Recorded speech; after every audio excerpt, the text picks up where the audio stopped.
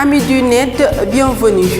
Durant toute la semaine, le groupe Média du Sud a fait un tour d'horizon sur l'éducation qui devient de plus en plus un secteur à problème.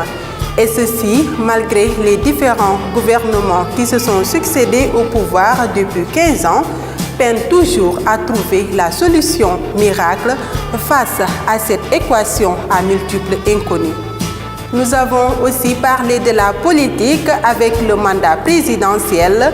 À Ziguinchor, le Forum civil s'aligne à la décision du Conseil constitutionnel. En sport, la 12e journée de la Ligue professionnelle de football s'est jouée ce mercredi au stade Aline Sitoé Diatta de Ziguinchor, une journée qui aura été sombre pour le Casa Sport, battu par 2-1 par la Sunéor. Société et éducation étaient également au menu. Actu Semaine en images, c'est pour tout de suite. L'éducation est l'un des principaux défis du nouveau gouvernement sénégalais qui a hérité d'un système éducatif qui coûte cher à l'État sans que la qualité de service soit au rendez-vous. La question est importante. Une jeunesse mal formée est un risque de basculement dans le chaos. Toute la société est responsable de cet état de fait et l'État en premier lieu. Les causes de ces défaillances du système éducatif sont nombreuses. Une école publique malade de ses enseignants sacheurs de primes dans le privé, un programme d'enseignement archaïque, le désengagement de l'État explique en partie le problème. Le temps est loin où le Sénégal se vantait d'avoir des ressources humaines de qualité. Le niveau de l'enseignement baisse d'année en année sous la surveillance coupable d'un État défaillant dans le recrutement des enseignants, dans le traitement de ses citoyens. Le parachutage de jeunes sans aucune formation dans les classes est un problème récurrent et inextricable du système éducatif. S'y ajoute le déclin des valeurs qui fondaient notre société. La réussite par l'éducation n'est plus citée comme exemple. Une nouvelle forme de réussite est mise en avant avec à la clé la promotion des lutteurs, de danseurs, de musiciens qui se glorifient de n'avoir jamais fréquenté les bancs. Du fait de l'absence de formation adéquate et d'un accompagnement approprié à l'emploi, les jeunes Sénégalais souffrent gravement du chômage ou de sous-emploi. Un pays qui aspire à l'émergence et qui connaît un taux de chômage estimé à 49%, avec plus de 100 000 nouveaux diplômés qui arrivent chaque année sur le marché du travail, ne peut espérer un décollage économique rapide. Si certaines réclamations salariales des syndicats sont légitimes, de même que leur combat pour l'amélioration de leurs conditions de travail, il est tout à fait inacceptable de faire de la grève un moyen de pression qui prive les jeunes Sénégalais d'une éducation de qualité. Enfin, une révolution culturelle et sociétale s'impose. Rompre avec la facilité par la récompense de l'effort, l'encouragement des initiatives, la promotion des valeurs du mérite.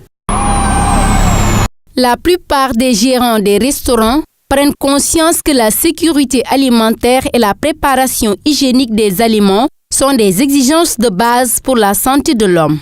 En ce qui concerne l'alimentation, c'est notre raison d'existence, la santé de nos clients. Comme les règles le disent, le malbouffe, c'est un crime. Donc nous veillons sur la santé de nos clients et ça, comme vous le regardez, on essaie au maximum de mettre en place, de respecter toutes les règles données par les agents du service d'hygiène. On utilise de bons produits pour l'entretien du restaurant.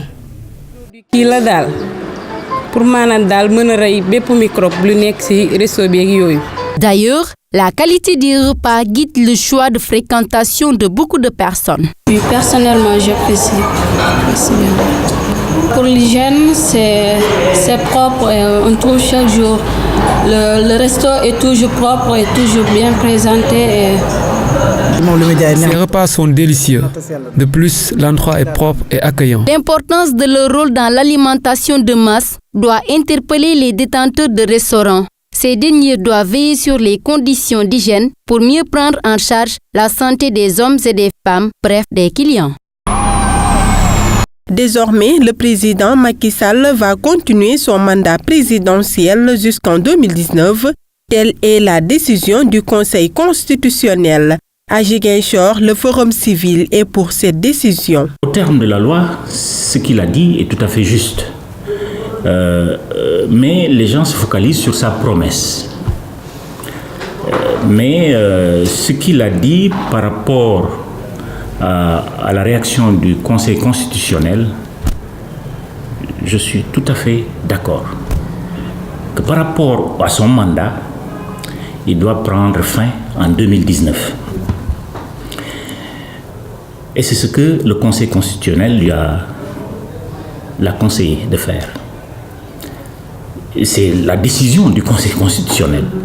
Et parce qu'eux, ils se basent sur la loi fondamentale du Sénégal pour donner leur avis. C'est ce qu'il a fait. Et c'est ce que le président essaie de nous expliquer.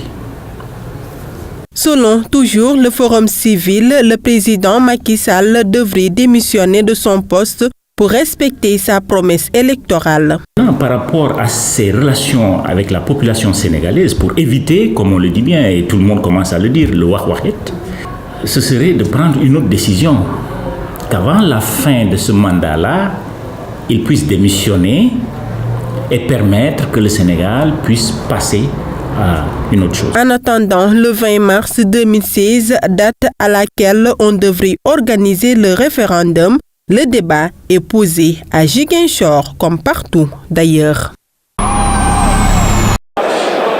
Les deux équipes ont eu beaucoup de mal à entrer dans le match. Il a fallu à la fin du premier quart d'heure pour assister à un vrai démarrage. D'ailleurs, 2 minutes après, le Casa ouvre le score sur un coup franc direct de Benoît Sagna qui place le ballon en plein lucarne.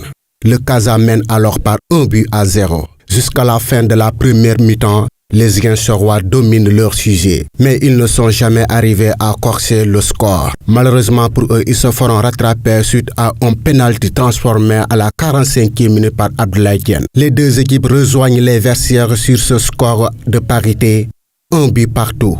À la reprise, le Casa maintient la pression, mais se heurte à une bonne organisation de la Sunéor. Les Diourbellois se font d'ailleurs de plus en plus menaçants. Et sur un ballon mal repoussé par le portier ziguinchorois, El Solo Sané offre un second but aux visiteurs. Devancé au score, le Casa jette toutes ses forces dans la bataille. Une option qui aurait pu payer si l'arbitre de la rencontre n'avait pas fermé les yeux sur un penalty concédé par la Sunéor dans les arrêts de jeu. Battu et frustré, le Casa Sport ainsi perd son fauteuil de leader. À la gare routière de Ziguinchor, les chauffeurs affichent une bonne mine depuis cette seconde baisse du prix du carburant. Le gouvernement accède ainsi à une forte demande des chauffeurs et autres transporteurs. Quand il y a diminution, il y a un avantage d'un côté. Nous rendons grâce à Dieu, mais on pourrait encore beaucoup diminuer pour avoir l'impact sur les billets de transport. Si on entend la baisse, on est content, mais on souhaite beaucoup. Cette seconde baisse du prix du carburant aura-t-elle un impact sur le prix des transports? C'est ce que souhaitent en tout cas les clients qui interpellent les transporteurs. Si on diminue le prix du gasoil, on pourrait bien diminuer le prix du transport. On espère que tôt ou tard, ils vont diminuer. Comme ça va nous arranger aussi, nous les clients du Cap. Parce que le billet du Cap Ziguinchor nous cause des problèmes parfois. En tout état de cause, cette baisse, la deuxième en un mois, a suscité un réel espoir chez les populations qui attendent de telles mesures sur d'autres produits de consommation courante. Actu Semaine en image, c'est fini. Vous pouvez laisser vos messages ou commentaires sur notre page facebook.com/gmusique ou nous suivre sur twitter.com/gmusique. On se retrouve la semaine prochaine pour d'autres sujets.